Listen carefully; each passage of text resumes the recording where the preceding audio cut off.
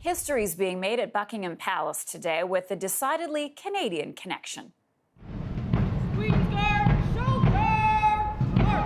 For the first time in history, the Queen's Guard is being commanded by a female officer.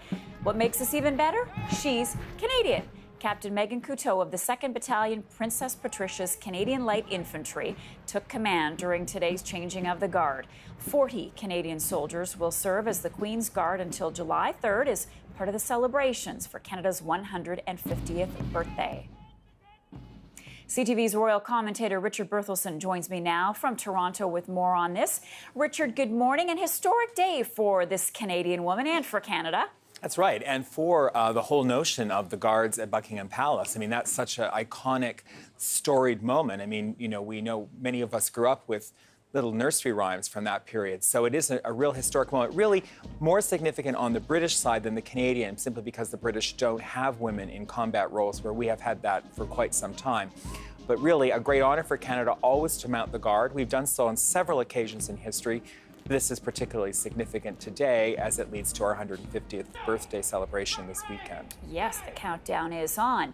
Now, Richard, Prince Harry is speaking out again, making headlines, this time telling the Daily Mail that he once wanted out of the royal family. He just wanted to live a normal life in private. Your reaction to this?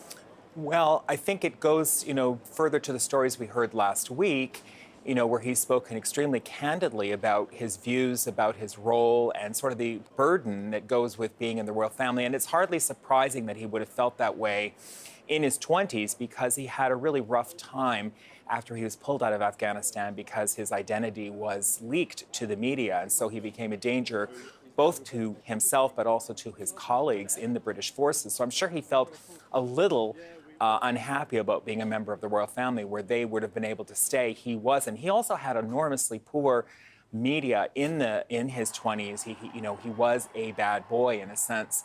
So I'm sure there were many times when he looked at some of his colleagues in the armed forces and saw that they didn't have those things to deal with, and he probably felt that way. So, these kind of comments are really, what many people love about him, what the media love.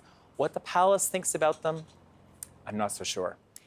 Well, let's talk a little bit more about that, because he's obviously sharing how he truly feels. He's done a series of interviews where he hasn't held back. He's been very candid.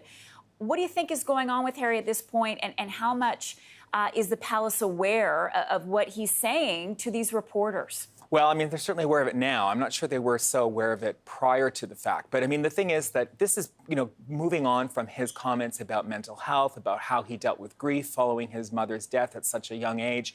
He got enormous positive feedback from the press, from the public, from all around the corner on those comments in March and April. And I think he's maybe felt a little emboldened to go a bit further with those comments. I'm not sure they're entirely well thought out. There's going to be some people within the royal family themselves who are going to feel very awkward about this idea that he said that nobody wants the crown. Now, of course, nobody necessarily does want the top job in that situation, but people have to approach the role with a degree of enthusiasm, with a degree of, confidence, and it kind of undermines that for some people. So within the royal press operation, the private secretary, some of the advisors to various royal households, particularly his father, I think these comments are going to be a little bit difficult to take. All right. Richard Berthelsen for us. Richard, good to see you. Thank you.